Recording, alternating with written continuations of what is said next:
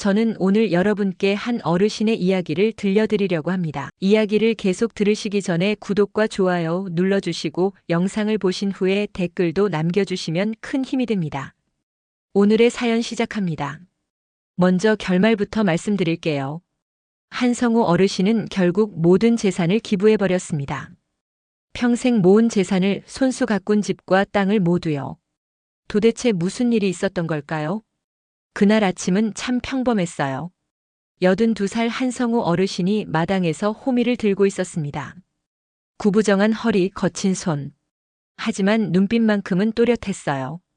오늘도 무싹이 이렇게 잘 올라왔네. 성우 어르신은 혼잣말을 하며 흙을 털어냈습니다. 은퇴한 지 벌써 15년. 이 작은 텃밭이 그의 전부였어요. 그때였습니다. 대문 밖에서 차 문이 닫히는 소리가 들렸어요. 성우 어르신의 얼굴이 굳었습니다. 아들 상우가 먼저 들어왔어요. 45살 정장 차림. 뒤따라 며느리 지연도 나타났습니다. 상우의 인사는 딱딱했어요. 예전 같으면 안부부터 물었을 텐데. 이번엔 달랐어요. 지연은 아예 인사도 제대로 하지 않았습니다. 그냥 고개만 까닥했어요. 성우 어르신이 마루로 안내했습니다. 하지만 마음이 무거웠어요. 벌써 3번째 방문이었거든요. 상우가 검은 가방을 테이블에 올렸습니다. 지퍼를 여는 소리가 유난히 크게 들렸어요. 상우의 목소리에 조급함이 묻어 있었습니다. 뭔가 서둘러 결정을 내리려 하는 느낌이었어요. 성우 어르신이 되물었지만 대답 대신 서류만 나왔습니다. 지연이 끼어들어 집 관리가 힘들다고 말했어요. 현실적으로 생각해야 한다면서요. 서류가 테이블 위로 펼쳐졌습니다. 햇빛에 반사된 흰 종이들. 그 위에 빨간 글씨로 부동산 명의이전 신청서라고 적혀 있었어요. 성우 어르신의 심장이 쿵 떨어지는 것 같았습니다. 상우는 집과 땅을 자기들 명의로 옮기자고 했어요. 그래야 관리도 편하고 아버지도 편안히 쉴 수 있다면서요. 성우 어르신은 찻잔을 들어 올렸어요. 손이 미세하게 떨렸습니다. 갑자기 왜 이런 말을 하는지 물었지만 대답은 차갑기만 했어요. 이미 몇 달째 같은 이야기를 하고 있다는 것이었어요. 지연의 목소리가 날카로워졌습니다. 혼자 이런 큰 집에 살기엔 무리라는 것이었어요. 일주일이 지났습니다. 성우 어르신은 마음을 정리하려 했어요. 아들이 설마 그런 속셈이었을 리는 없을 거라고 생각하면서요. 하지만 현실은 달랐습니다. 그날 아침 성우 어르신이 마당에서 빨래를 널고 있을 때였어요. 대문 앞에 검은 승용차가 멈췄습니다. 이번엔 상우 혼자였어요. 얼굴에 심각한 표정을 짓고 있었어요. 성우 어르신의 가슴이 다시 무거워졌습니다. 또 그 이야기를 하러 온 게 분명했거든요. 상우가 다가오더니 바로 본론을 꺼냈습니다. 아버지가 혼자 계시기엔 너무 위험하다는 것이었어요. 지난주 옆집 할머니가 넘어져서 병원에 갔다는 소식을 들었다면서요. 만약 아버지에게도 그런 일이 생기면 어떻게 하냐고 했어요. 성우 어르신은 괜찮다고 말했습니다. 아직 건강하니까 걱정하지 말라고 했어요. 하지만 상우는 포기하지 않았습니다. 요즘 집값이 많이 올랐으니까 지금 팔면 좋은 값을 받을 수 있다고 했어요. 그 돈으로 시설 좋은 요양원에 들어가시면 된다면서요. 의료진도 있고 또래 친구들도 많으니까 외롭지도 않을 거라고 했어요. 성우 어르신의 마음이 아팠습니다. 아들이 자기를 요양원에 보내려 한다는 게 믿어지지 않았어요. 상우는 계속해서 설득했습니다. 형편상 아버지를 모시고 살기는 어렵다고 솔직하게 털어놨어요. 지연이 둘째를 가졌는데 아이 둘을 키우면서 아버지까지 모시기는 힘들다는 것이었어요. 성우 어르신은 충격을 받았습니다. 둘째 손주 소식은 기뻤지만 그것 때문에 자기가 짐이 된다는 말은 받아들이기 어려웠어요. 상우가 마지막으로 한 말이 더 충격적이었습니다. 사업이 어려워서 당분간 용돈도 드릴 수 없을 것 같다는 것이었어요. 그러니까 집을 팔아서 당장 목돈을 만드는 게 최선이라고 했어요. 아버지를 위해서라면서요. 성우 어르신은 아무 말할 수 없었습니다. 목이 메어서 소리가 나오지 않았어요. 상우가 떠나고 나서 성우 어르신은 한참 동안 마루에 앉아 있었습니다. 머릿속이 하얘졌어요. 평생 믿고 살았던 아들이 이런 말을 하다니요. 자기를 요양원에 보내고 집까지 팔겠다고 하다니요. 그날 저녁 성우 어르신은 밥을 먹을 수가 없었습니다. 입맛이 완전히 사라져버렸어요. 혼자 앉아서 생각해 봤습니다. 정말 자기가 아들에게 짐이 된 걸까요? 아내가 살아있을 때는 이런 일이 없었는데요. 아내가 떠나고 나서부터 모든 게 달라진 것 같았어요. 다음 날 아침 성우 어르신은 마을 이장님을 찾아갔습니다. 누구에게라도 이야기를 하고 싶었어요. 이장님은 성우 어르신보다 5살 많은 동갑내기였어요. 오랫동안 마을을 함께 지켜온 사이였죠. 성우 어르신이 사정을 털어놓자 이장님 얼굴이 굳었습니다. 요즘 이런 일이 너무 많다고 한숨을 쉬었어요. 이장님이 말했습니다. 자식들이 부모 재산을 노리는 경우가 한둘이 아니라고요. 특히 집값이 오르면서 더 심해졌다고 했어요. 부모는 살 곳이 없어지고 자식들은 돈만 챙기는 거라고요. 성우 어르신은 충격을 받았습니다. 자기만 당하는 일이 아니었던 거예요. 이장님이 조언을 해줬습니다. 절대 성급하게 결정하지 말라고 했어요. 한번 넘겨주면 다시 되돌릴 수 없으니까요. 성우 어르신이 집으로 돌아오는 길에 휴대폰이 울렸습니다. 지연이었어요. 지연의 목소리는 달콤했습니다. 아버지 건강은 어떠신지 안부를 물었어요. 하지만 곧 본론으로 들어갔습니다. 집 이야기 결정하셨는지 물어봤어요. 빨리 결정하시는 게 좋을 것 같다면서요. 요양원도 자리가 금방 차니까 서둘러야 한다고 했어요. 성우 어르신은 아직 생각 중이라고 대답했습니다. 하지만 지연은 계속 재촉했어요. 다른 좋은 집도 알아봐야 하는데 자금이 필요하다고 했어요. 아버지 집을 팔면 모든 게 해결된다면서요. 통화를 끊고 나서 성우 어르신은 더욱 혼란스러웠습니다. 아들과 며느리가 번갈아가며 압박을 하는 거였어요. 그날 밤 성우 어르신은 아내 사진을 오랫동안 바라봤습니다. 아내가 살아있다면 뭐라고 했을까요? 아내는 늘 말했어요. 아들을 너무 믿지 말라고. 사람은 변할 수 있다고. 그때는 아내 말이 너무 냉정하다고 생각했는데요. 지금 보니 맞는 말이었던 것 같았어요. 성우 어르신은 결심했습니다. 더 이상 아들들의 말에 휘둘리지 않기로요. 하지만 며칠 뒤 더 큰 충격이 기다리고 있었습니다. 상우와 지연이 함께 찾아왔는데요. 이번엔 법무사까지 데리고 왔어요. 법무사가 서류를 펼치면서 설명했습니다. 명의 이전은 간단한 절차라고 했어요. 도장만 찍으면 끝난다면서요. 성우 어르신은 당황했습니다. 법무사까지 데리고 오다니요. 상우가 말했습니다. 더 이상 미룰 수 없다고. 오늘 안에 결정해야 한다고요. 법무사도 거들었습니다. 나이가 많으실수록 빨리 정리하는 게 좋다고. 나중에 치매라도 오면 복잡해진다면서요. 성우 어르신의 손이 떨렸습니다. 치매라는 말에 가슴이 철렁했어요. 지연이 다가와 팔을 잡았습니다. 아버지를 위한 일이라고 달랬어요. 걱정할 게 없다고 했어요. 하지만 성우 어르신은 뭔가 이상함을 느꼈습니다. 왜 이렇게 서두르는 걸까요? 법무사가 펜을 내밀었습니다. 여기에 서명만 하시면 된다면서요. 성우 어르신이 펜을 받아들었습니다. 손이 너무 떨려서 글씨를 쓸 수가 없었어요. 그때 문득 아내가 했던 말이 떠올랐습니다. 섣불리 도장 찍지 말라던 말이요.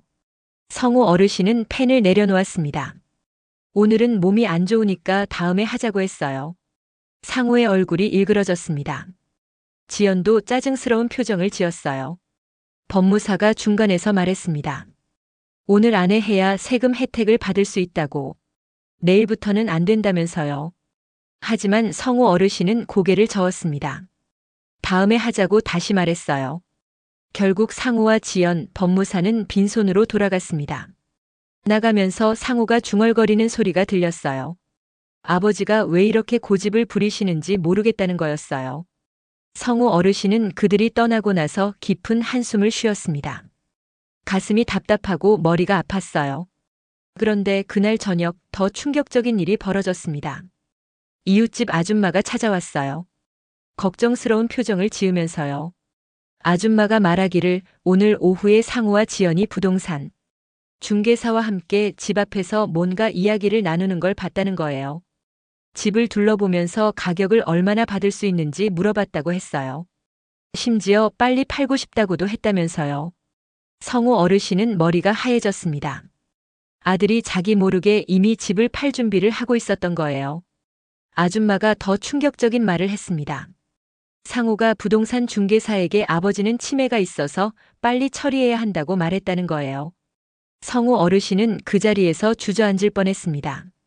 자기 아들이 거짓말까지 하고 있다니요. 치매는 무슨 치매예요? 아직 정정하기만 한데 말이에요. 그날 밤 성우 어르신은 잠을 한숨도 이루지 못했습니다. 믿었던 아들이 자기를 속이고 있다는 사실이 너무 충격적이었어요. 새벽이 되어서야 성우 어르신은 결심을 굳혔습니다. 더 이상 당하고만 있을 수는 없다고요.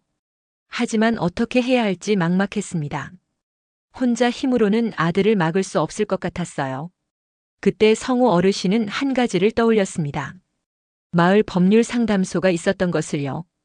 다음 날 아침 일찍 성우 어르신은 법률 상담소를 찾아갔습니다. 젊은 변호사가 친절하게 맞아줬어요. 성우 어르신이 사정을 자세히 설명했습니다. 변호사는 심각한 표정으로 들었어요. 변호사가 말했습니다. 요즘 이런 일이 정말 많다고. 자식들이 부모 재산을 가로채려는 경우가 늘고 있다고 했어요. 특히 거짓으로 치매라고 하는 경우가 흔하다면서요. 그러면 법적으로 무능력자가 되어서 재산 처분이 쉬워진다고 했어요. 성우 어르신은 소름이 돋았습니다. 아들이 그런 속셈이었던 거예요. 변호사가 조언해줬습니다. 절대 서두르지 말라고. 모든 서류에 도장 찍기 전에 꼭 상담을 받으라고 했어요. 그리고 한 가지 더 중요한 말을 해줬습니다. 재산은 본인이 원할 때 원하는 사람에게 줄 수 있다고. 아들이라고 해서 무조건 상속받을 권리는 없다는 거였어요. 성우 어르신은 조금 마음이 놓였습니다. 아직 늦지 않았다는 생각이 들었어요. 하지만 집으로 돌아오는 길에 다시 마음이 무거워졌습니다. 결국 자기 아들과 싸워야 한다는 현실 때문이었어요. 그런데 집 앞에 도착하자 또 다른 충격이 기다리고 있었습니다. 대문 앞에 상우의 차가 서 있었어요. 그런데 이번엔 혼자가 아니었습니다. 상우, 지연, 그리고 모르는 중년 남자가 함께 있었어요. 세 사람이 집 주변을 돌아보면서 뭔가 이야기하고 있었어요. 성우 어르신이 다가가자 상우가 당황한 표정을 지었습니다. 모르는 남자는 부동산 중개사였어요. 상우가 어색하게 웃으며 말했습니다.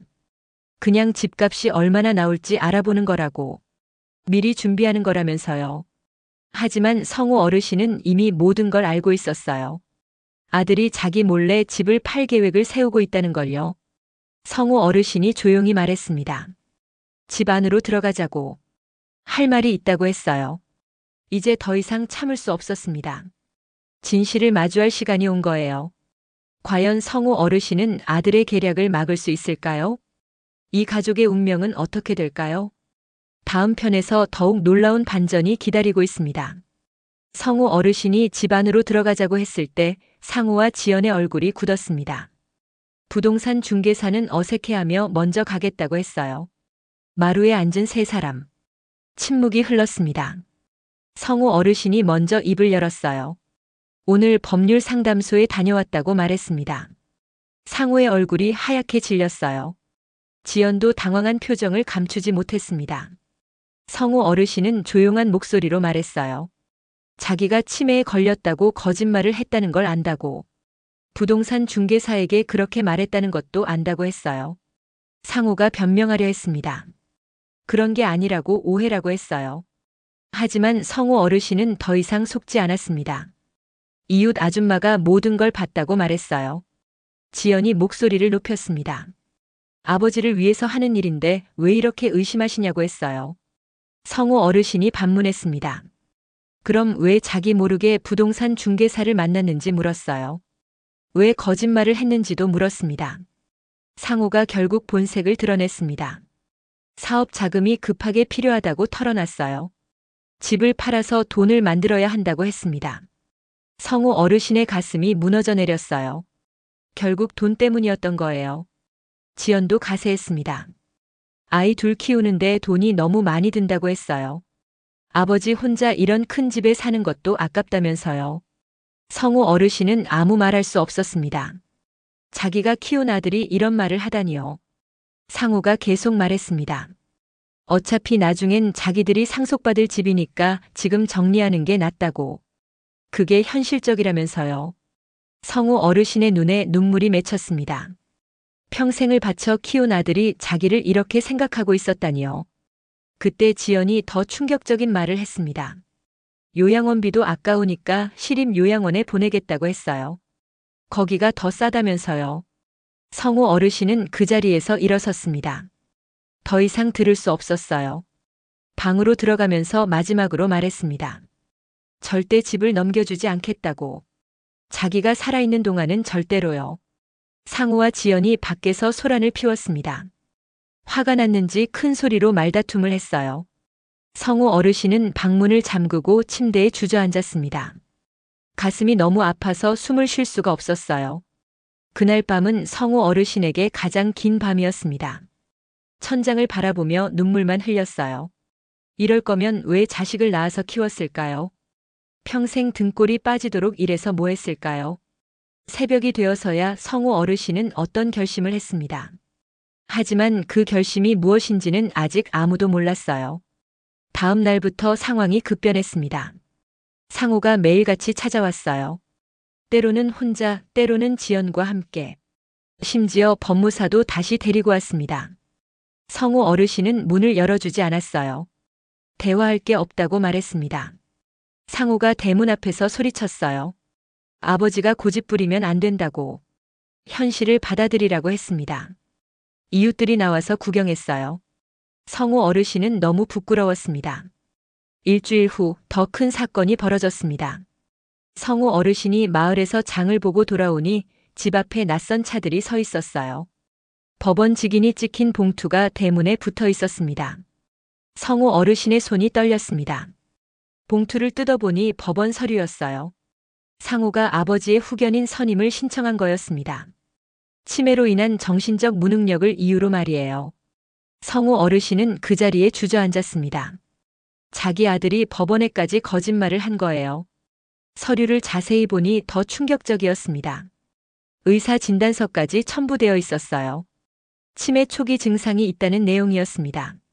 하지만 성우 어르신은 병원에 간 적이 없었어요. 가짜 진단서였던 거예요. 성우 어르신은 즉시 법률 상담소로 달려갔습니다. 젊은 변호사가 서류를 보더니 심각한 표정을 지었어요. 변호사가 설명해 줬습니다. 후견인이 선임되면 재산 관리 권한이 모두 넘어간다고. 집을 팔거나 처분하는 것도 후견인 마음대로라고 했어요. 성우 어르신은 절망했습니다. 이런 식으로 당할 줄은 꿈에도 몰랐어요. 하지만 변호사가 희망적인 말도 해줬습니다. 가짜 진단서라는 걸 증명할 수 있다면 무효라고. 정신감정을 받아보라고 조언했어요. 성우 어르신은 즉시 종합병원으로 갔습니다. 정신과에서 온갖 검사를 받았어요. 결과는 완전히 정상이었습니다.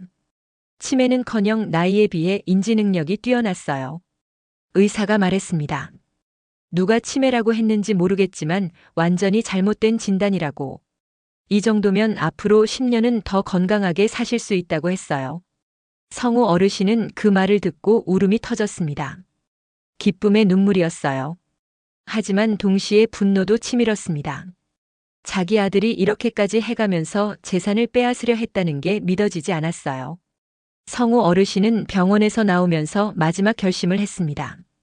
더 이상 당하지 않겠다고. 아들에게 확실한 교훈을 줘야겠다고 생각했어요. 집으로 돌아가는 길에 성우 어르신은 한 곳에 들렀습니다. 마을 사회복지관이었어요.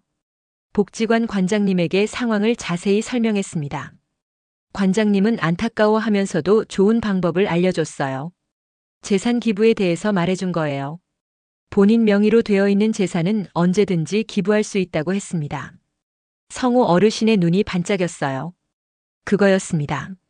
집에 도착하니 상우가 또 와 있었어요. 이번에는 지연과 함께였습니다. 두 사람은 법원 서류 이야기를 꺼냈어요. 이제 어쩔 수 없으니 순순히 따르라고 했습니다. 성우 어르신은 조용히 말했습니다. 내일 모든 게 결정될 거라고. 그때까지 기다리라고 했어요. 상우와 지연은 승리를 확신하는 표정이었어요. 법원에서 후견인 선임이 확정되면 모든 게 끝날 거라고 생각했거든요. 하지만 성우 어르신에게는 다른 계획이 있었습니다. 그날 밤 성우 어르신은 아내 사진 앞에 앉았습니다. 오랫동안 이야기를 나눴어요. 아내라면 뭐라고 했을까요? 분명히 이렇게 말했을 거예요. 자식보다 자기 마음이 더 소중하다고. 성우 어르신은 그날 밤 유서를 썼습니다. 유서라기보다는 자기 마음을 정리한 편지였어요. 왜 이런 결정을 내리게 되었는지, 아들에게 무엇을 깨닫게 해주고 싶은지, 모든 걸 솔직하게 적었어요. 다음 날 아침 일찍 성우 어르신은 집을 나섰습니다. 손에는 중요한 서류들을 들고 있었어요. 첫 번째로 간 곳은 법원이었습니다. 정신감정 결과서를 제출했어요. 가짜 진단서에 대한 고발장도 함께 냈습니다. 두 번째로 간 곳은 사회복지관이었어요. 관장님과 함께 중요한 서류에 도장을 찍었습니다. 세 번째로 간 곳은 은행이었습니다. 통장 정리를 하고 필요한 절차를 밟았어요. 모든 일을 마치고 집으로 돌아오니 오후 2시였습니다. 상우와 지연이 기다리고 있었어요. 법무사도 함께 와 있었습니다. 후견인 선임이 확정되면 바로 명의이전을 하려는 계획이었어요. 하지만 그때 상우의 휴대폰이 울렸습니다. 법원에서 온 전화였어요. 상우가 통화를 마치고 나서 얼굴이 새하얗게 변했습니다. 후견인 선임 신청이 기각됐다는 소식이었어요. 가짜 진단서 때문에 오히려 고발을 당했다는 것도 알게 됐어요. 지연이 당황해서 소리쳤습니다. 이럴 수는 없다고, 뭔가 잘못됐다고 했어요. 하지만 성우 어르신은 담담했습니다. 오히려 미소를 지었어요. 그때 성우 어르신이 말했습니다. 모든 재산을 사회복지관에 기부했다고. 집과 땅, 예금까지 모두 기부했다고 했어요. 상우와 지연은 믿을 수 없다는 표정이었어요. 그럴 리 없다고 소리쳤습니다. 성우 어르신이 기부증서를 보여줬습니다. 모든 게 합법적으로 처리됐다고 말했어요. 그 순간 지연이 울음을 터뜨렸습니다. 상우도 머리를 감쌌어요. 하지만 성우 어르신의 마음은 오히려 홀가분했습니다. 드디어 자유로워진 기분이었어요. 과연 이 사건은 어떻게 마무리될까요? 가족들 사이에 화해가 가능할까요? 마지막 반전이 여러분을 기다리고 있습니다. 상우와 지연은 한동안 말을 할 수 없었습니다. 기부증서를 보고 또 보고 믿을 수 없다는 표정이었어요. 지연이 먼저 정신을 차리고 소리쳤습니다. 취소할 수 있을 거라고, 아직 늦지 않았다고 했어요. 상우도 가세했습니다. 아버지가 정신이 온전하지 않을 때 한 일이니까 무효라고 주장했어요. 하지만 성우 어르신은 차분했습니다. 모든 절차가 합법적이라고 말했어요. 정신감정서도 있고 증인도 있다고 했습니다. 법무사가 서류를 검토해 봤습니다. 완벽하게 처리되어 있었어요. 취소할 방법이 없다고 말했습니다. 그때 상우가 무릎을 꿇었습니다. 아버지 앞에서 울면서 빌었어요. 잘못했다고 다시 생각해달라고 했습니다. 지연도 따라서 무릎을 꿇었어요. 아이들 때문에 그랬다고 변명했습니다. 용서해달라고 애원했어요. 성우 어르신의 마음이 흔들렸습니다. 아무리 미웠지만 자기가 낳아 키운 아들이었거든요. 하지만 이미 늦었어요. 기부는 철회할 수 없었습니다. 성우 어르신이 조용히 말했습니다. 이제 와서 후회해도 소용없다고. 선택의 결과를 받아들이라고 했어요. 상우가 절망하며 물었습니다. 그럼 아버지는 어떻게 살 거냐고. 집도 없고 돈도 없는데 말이에요. 성우 어르신은 미소를 지었습니다. 걱정하지 말라고 했어요. 계획이 있다고 말했습니다. 사실 성우 어르신은 복지관과 특별한 약속을 했었어요. 재산을 기부하는 대신 복지관에서 평생 거주할 수 있게 해달라고요. 복지관에는 어르신들을 위한 작은 숙소가 있었어요. 그곳에서 다른 어르신들과 함께 살기로 한 거였습니다. 상우와 지연은 그제야 아버지의 계획을 이해했어요. 혼자서 모든 걸 준비해놨던 거예요. 지연이 화를 내며 말했습니다. 그럼 자기들은 어떻게 하라는 거냐고. 빚만 남았다고 소리쳤어요. 성우 어르신이 담담하게 대답했습니다. 그건 자기들이 해결할 문제라고. 자기는 더 이상 상관없다고 했어요. 그날 오후 상우와 지연은 완전히 망연자실한 채로 돌아갔습니다. 법무사도 할 말을 잃고 따라갔어요. 성우 어르신은 혼자 남겨졌습니다. 하지만 외롭지 않았어요. 오히려 후련했습니다. 그날 저녁 성우 어르신은 짐을 쌌어요. 가져갈 건 많지 않았습니다. 옷가지 몇 벌과 아내 사진 정도였어요. 마지막으로 집안을 둘러봤습니다. 50년 동안 살았던 추억의 공간이었어요. 부엌에서는 아내가 밥하는 모습이 떠올랐고요. 거실에서는 어린 상우가 뛰어노는 모습이 보였어요. 하지만 이제는 미련이 없었습니다. 새로운 시작을 할 준비가 되었어요. 다음 날 아침 성우 어르신은 복지관으로 이사했습니다. 관장님과 직원들이 따뜻하게 맞아줬어요. 작은 방이었지만 깨끗하고 아늑했습니다. 무엇보다 마음이 편했어요. 복지관에는 비슷한 처지의 어르신들이 많았어요. 자식들에게 상처받은 분들이 대부분이었습니다. 성우 어르신은 그분들과 금방 친해졌어요. 서로의 아픔을 이해할 수 있었거든요. 일주일이 지났습니다. 성우 어르신은 복지관 생활에 완전히 적응했어요. 오전에는 텃밭 가꾸기를 했고요. 오후에는 다른 어르신들과 바둑을 뒀습니다. 저녁에는 함께 산책을 하며 이야기를 나눴어요. 혼자 살 때보다 훨씬 활기찼습니다. 외로움도 사라졌어요. 그런데 2주일째 되던 날 상우가 찾아왔습니다. 혼자였어요. 얼굴이 많이 상해 있었습니다. 상우가 말했습니다. 지연이 집을 나갔다고. 아이들을 데리고 친정으로 갔다고 했어요. 사업도 완전히 망했다고 털어놨습니다. 빚만 남았다면서 한숨을 쉬었어요. 성우 어르신은 아무 말하지 않고 들어줬습니다. 상우가 계속 말했습니다.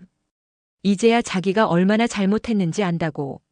아버지가 얼마나 소중한 분인지 깨달았다고 했어요. 하지만 너무 늦었다면서 눈물을 흘렸습니다. 성우 어르신의 마음이 아팠습니다. 아무리 미워도 자기 아들이었거든요. 하지만 쉽게 용서할 수는 없었어요. 너무 많이 상처받았거든요. 상우가 마지막으로 말했습니다. 아버지를 용서해달라고. 기회를 한 번만 더 달라고 빌었어요. 성우 어르신은 조건을 내걸었습니다. 진정으로 뉘우친다면 행동으로 보여달라고. 말로만 하지 말라고 했어요. 상우가 물었습니다. 어떻게 하면 되냐고. 성우 어르신이 답했습니다. 복지관에서 봉사활동을 하라고. 다른 어르신들을 도우라고 했어요. 상우는 망설였습니다. 하지만 결국 알겠다고 했어요. 그 다음 주부터 상우가 복지관에 나타났습니다. 처음에는 어색해했어요. 무엇을 해야 할지 몰라 헤맸습니다. 하지만 점차 적응해 갔어요. 어르신들의 식사를 도왔고요.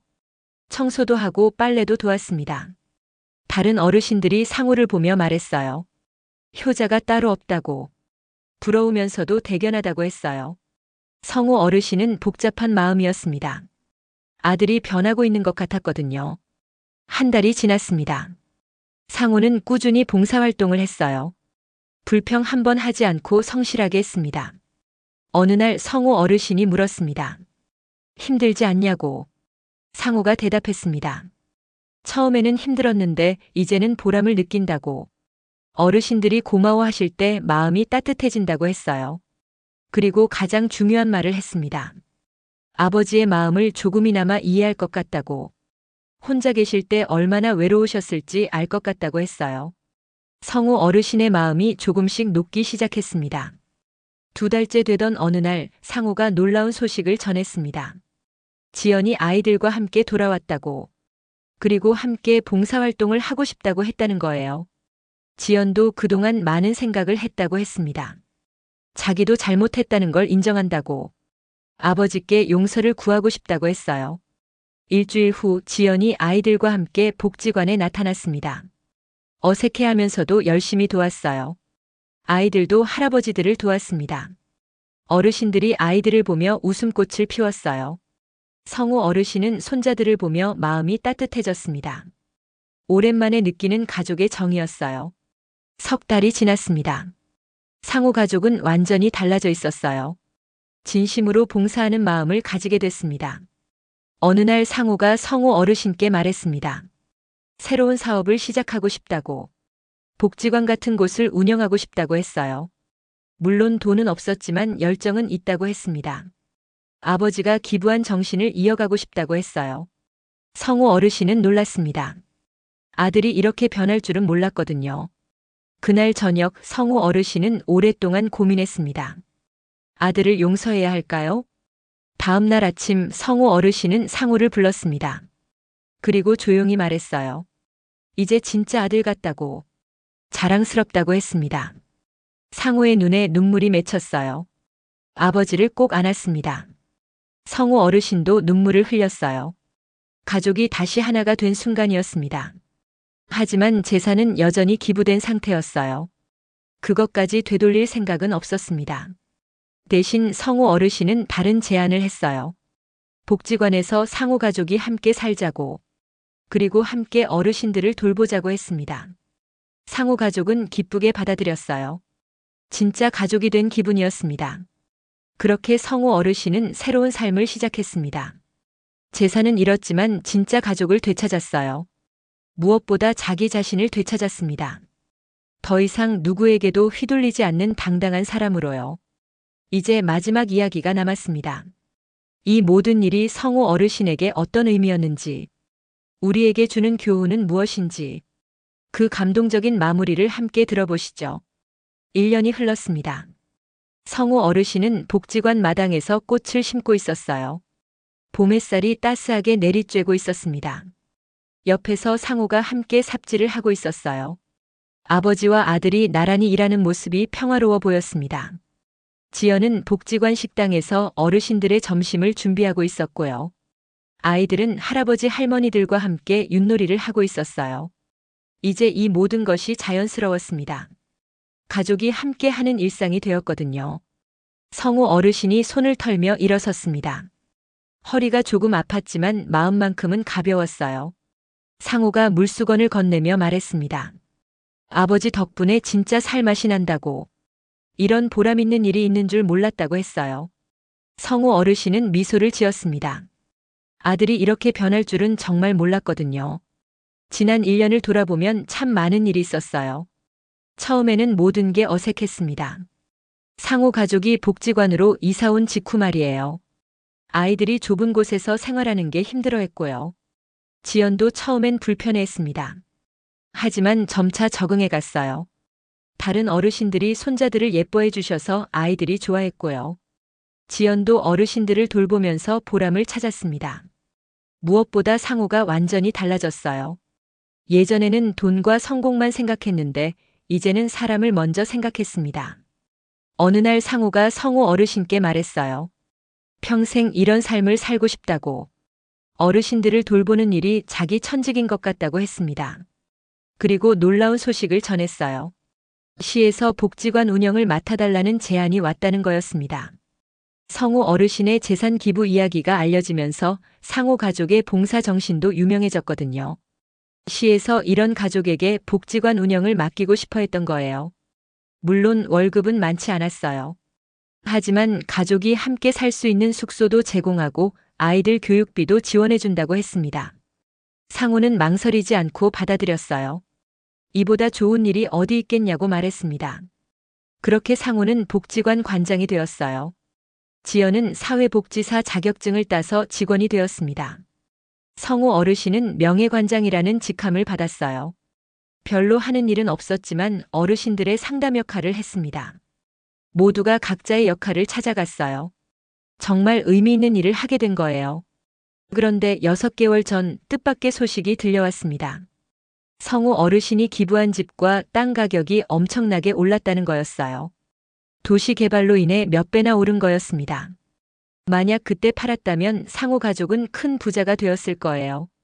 하지만 지금은 그 모든 가치가 복지관 것이 되었습니다. 상우가 그 소식을 듣고 어떤 반응을 보였을까요? 상우는 오히려 기뻐했어요. 아버지의 선택이 옳았다고 말했습니다. 만약 자기들이 그 돈을 받았다면 또 망쳤을 거라고 했어요. 지연도 마찬가지였습니다. 돈보다 더 소중한 걸 얻었다고 말했어요. 진짜 행복이 무엇인지 알게 되었다고 했습니다. 성우 어르신은 가슴이 뭉클했습니다. 가족들이 정말로 변했다는 걸 실감했거든요. 그리고 또 다른 기쁜 소식도 있었어요. 복지관이 모범 사례로 선정되어서 정부에서 지원금을 더 많이 주기로 했다는 거였습니다. 성우 어르신의 기부 정신과 상호 가족의 봉사 정신이 인정받은 거였어요. 이제 복지관을 더 크게 확장할 수 있게 되었습니다. 더 많은 어르신들을 모실 수 있게 된 거예요. 성우 어르신은 뿌듯했습니다. 자기의 선택이 더 많은 사람들에게 도움이 되고 있다는 걸 알 수 있었거든요. 어느 날 성우 어르신이 혼자 산책을 하고 있을 때였어요. 한 중년 여성이 다가왔습니다. 그 여성은 눈물을 흘리며 말했어요. 성우 어르신 덕분에 자기 어머니가 행복하게 지내고 계신다고, 복지관에서 너무 잘 돌봐주신다고 감사하다고 했습니다. 성우 어르신의 마음이 따뜻해졌어요. 자기의 희생이 헛되지 않았다는 걸 느꼈거든요. 그 여성이 마지막으로 한 말이 인상적이었어요. 성우 어르신 같은 분이 계셔서 세상이 아직 존경한다고 말했습니다. 성우 어르신은 그저 겸손하게 웃었어요. 자기는 그저 옳다고 생각하는 일을 했을 뿐이라고 말했습니다. 복지관으로 돌아오는 길에 성우 어르신은 깊은 생각에 잠결어요. 1년 전 그 결정이 옳았을까요? 모든 재산을 기부한 것 말이에요. 지금 생각해봐도 후회는 없었어요. 오히려 최고의 선택이었다고 생각했습니다. 만약 그때 아들에게 재산을 넘겨줬다면 어떻게 되었을까요? 아마 가족 관계는 더 나빠졌을 거예요. 돈 때문에 더 많은 갈등이 생겼을 수도 있고요. 하지만 지금은 달랐어요. 돈이 없어도 가족이 화목했습니다. 더 중요한 것들을 얻었거든요. 성우 어르신이 복지관에 도착했을 때 상호가 마중 나왔어요. 아버지를 부축하며 말했습니다. 저녁 준비가 다 되었다고. 식당에는 복지관 식구들이 모두 모여 있었어요. 어르신들과 상호 가족이 함께 앉아서 저녁을 먹었습니다. 아이들이 할머니께 반찬을 떠들여 드리고, 상호와 지연이 어르신들 말씀을 경청하고, 성우 어르신이 모든 걸 지켜보며 미소를 지었어요. 이게 진짜 가족이구나 하는 생각이 들었습니다. 혈연 관계를 넘어선 진짜 가족 말이에요. 식사 후에 성우 어르신은 자기 방으로 돌아왔어요. 작은 방이었지만 아늑했습니다. 벽에 걸린 아내 사진을 바라보며 말했어요. 여보, 내가 잘한 거 맞지? 당신이라면 어떻게 했을까? 아내가 대답하는 것 같았어요. 잘했다고. 자랑스럽다고. 성우 어르신은 그날 밤 깊은 잠에 들었습니다. 오랜만에 마음이 평안한 밤이었어요. 다음 날 아침 성우 어르신은 일찍 일어나 마당으로 나갔어요. 어제 심은 꽃들이 벌써 뿌리를 내리고 있었습니다. 새로운 생명이 시작되는 모습이었어요. 자기의 새로운 살처럼 말이에요. 그때 상우가 다가와서 말했습니다. 아버지 덕분에 인생이 완전히 바뀌었다고. 진짜 의미 있는 삶을 살게 되었다고 했어요. 성우 어르신이 대답했어요. 나도 마찬가지라고. 너희들 덕분에 새로운 삶을 살게 되었다고 말했습니다. 그리고 가장 중요한 말을 덧붙였어요. 나이가 들어도 인생의 주인공은 나 자신이야. 남에게 휘둘리지 말고 자기가 옳다고 생각하는 길을 가는 게 중요해. 상우가 고개를 끄덕였어요. 아버지에게서 배운 가장 소중한 교훈이라고 말했습니다. 성우 어르신은 하늘을 올려다봤어요. 구름 한 점 없는 맑은 하늘이었습니다. 자기의 황혼이 이렇게 아름다울 줄 누가 알았을까요? 재산을 모두 잃었지만 진짜 보물을 찾았어요. 가족의 사랑과 이웃의 고마움, 그리고 자기 자신에 대한 자부심.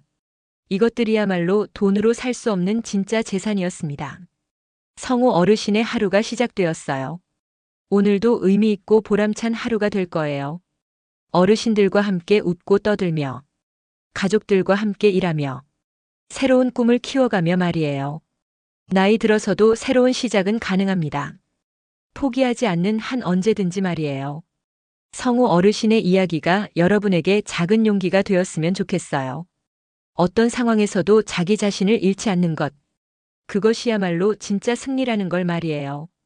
마지막까지 함께 해주셔서 감사합니다. 이 이야기가 도움이 되었다면 구독과 좋아요 눌러주시고 주변 분들에게도 공유해주세요. 여러분의 소중한 댓글 하나하나가 더 좋은 이야기를 만드는 원동력이 됩니다. 다음에 또 좋은 이야기로 찾아뵙겠습니다. 감사합니다.